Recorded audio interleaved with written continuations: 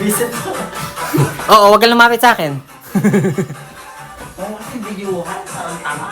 Bilisan mo na.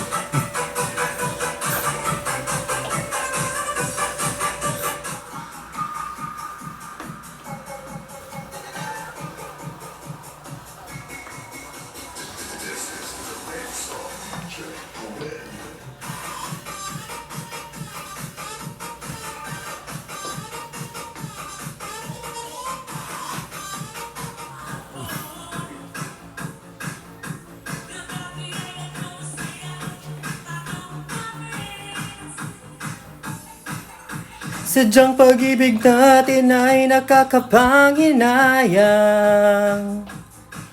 Ngunit sa ating mga mata, ito'y ang mga puso. O bakit kay sakit pa rin ang paglayo?